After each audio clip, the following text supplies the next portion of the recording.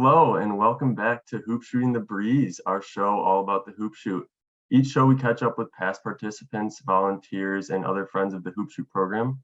I'm Nathan Springberg, and joining me today is a very special guest, Kelly Lane Klaus, a four-time national finalist, a two-time Frank Heise national champion representing Vincennes, Indiana, Elks Lodge, number 291. Welcome, Kelly. Thank you, Nathan. It's great to be here and just a privilege to get to talk to you about the hoop shoot. Yeah, we're really excited to have you on board here today. So you participated in the Elks hoop shoot for 5 years, and could you share a little bit about how you got started in the program? Yeah, it was actually one of my grade school teachers who became aware of it, and he used to actually shoot hoops with us a lot during recess on the playground. And he suggested that I give it a try, and that's really how I got started. And once I tried it, me and my dad, my late father, fell in love with it, and the rest is sort of history, as they say. So interesting. Did you not have any prior experience or anything with basketball, or was it just this one day it happened? No, I always had an interest in it. Okay. I grew up with all brothers, so I'm the youngest of four and have all brothers. So from a very small child, I was playing different sports, but had a particular love for basketball. That makes a lot of sense. All right. As we said earlier, you made the national finals 4 times, which is an incredible feat. How were you able to sustain your success and the drive to keep going?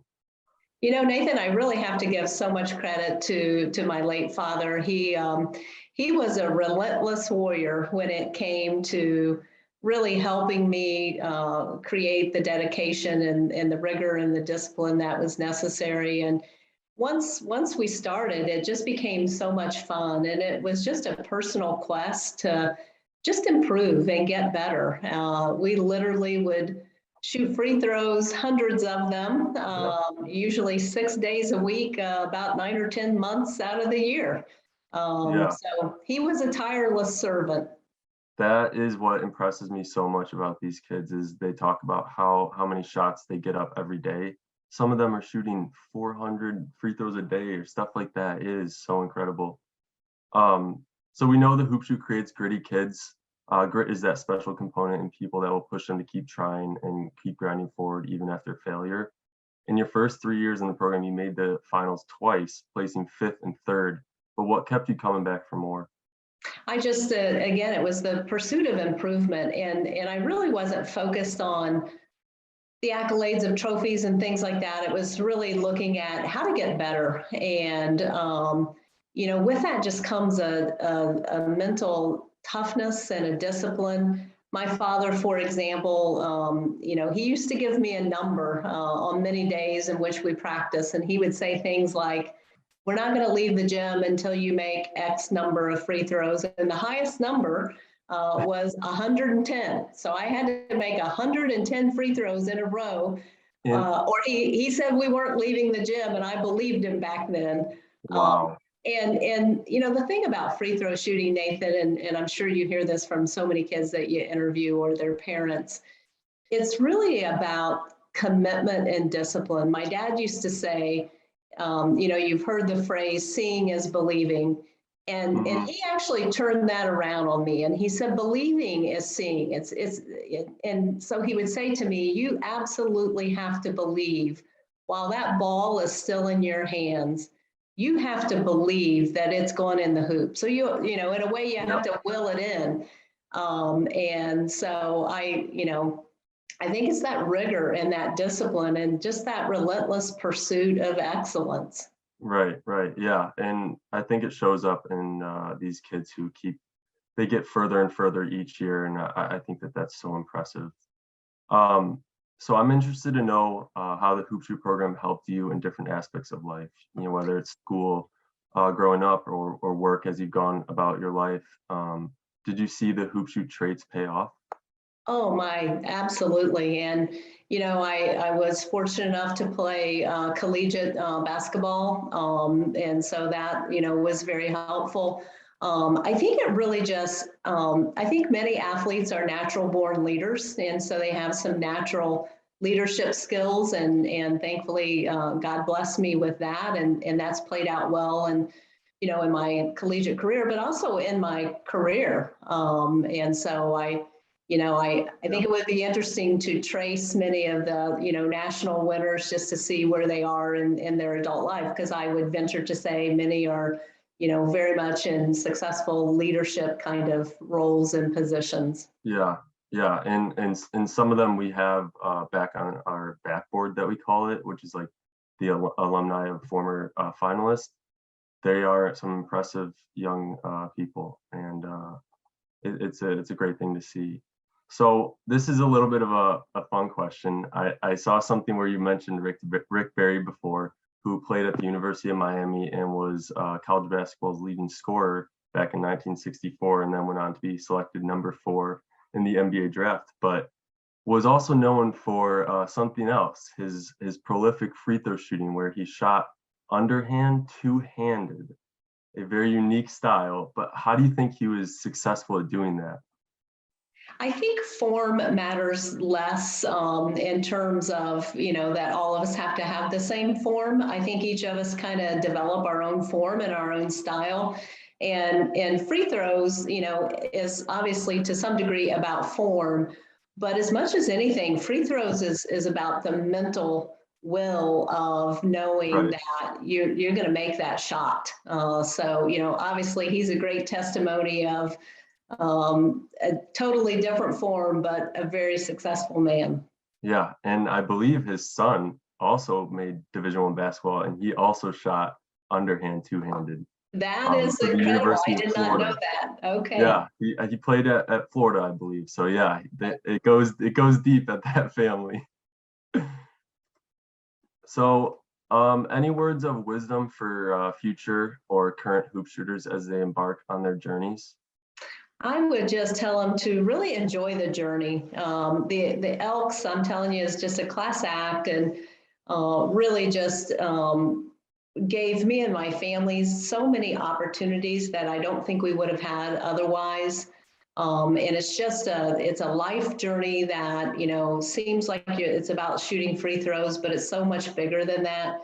I just adore how the Elks really care about character building in children, and what a difference that makes in young adult and in our adult lives. So I can't say thank you enough to the Elks and all the ways that they have supported me and my family.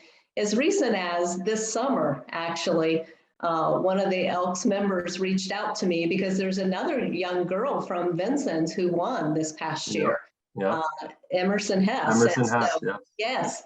And of course, I didn't know Emerson, but the Vincennes Elks wanted to get me and Emerson together. So as recent as this summer, I had opportunity to interact with the Elks. And when I was inducted in the Indiana Basketball Hall of Fame in Newcastle, Indiana, I look out in the crowd, and who do I see? I see 2 tables full of Vincennes Elk members there to support me. That's awesome. That's a really cool story, and I'm glad you shared that. So did you get a chance to meet Emerson Hess and actually discuss the journey with her at all?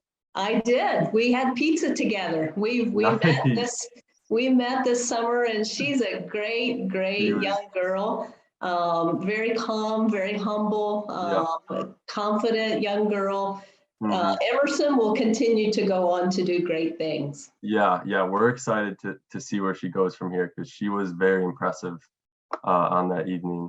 I kind of want to jump into maybe a few quick other questions, if you don't mind. Sure. I'm curious as to how the Hoop Shoot brought together your local community growing up, and if you saw that around your community.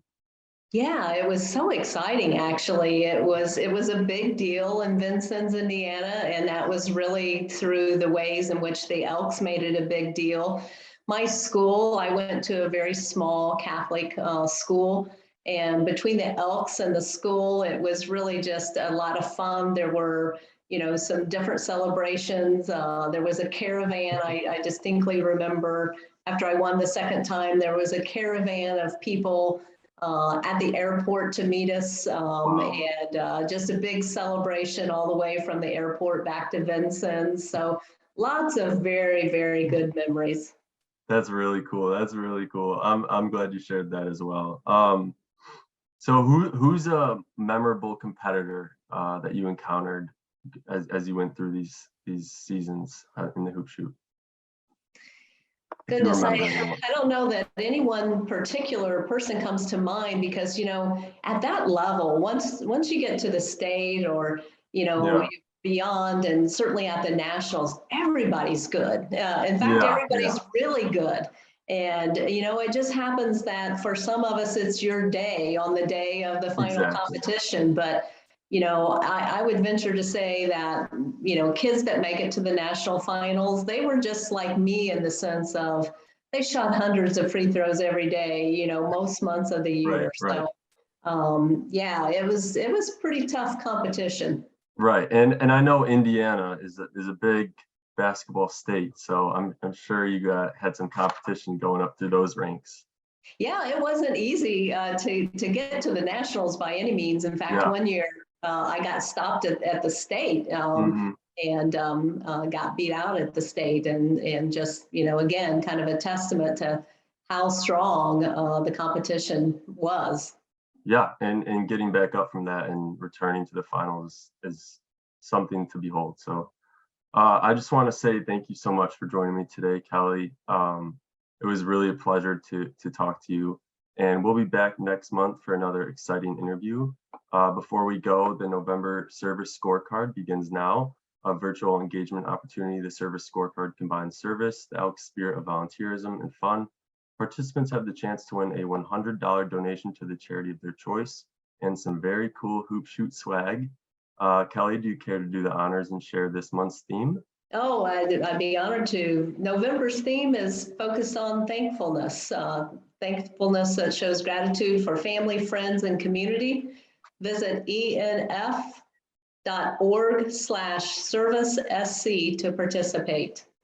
Thank you again. And for all our viewers out there, please be sure to subscribe to our channel for more fantastic ENF content. And if you like the show, please leave a thumbs up for the video and let us know in the comments. So until next time, best wishes.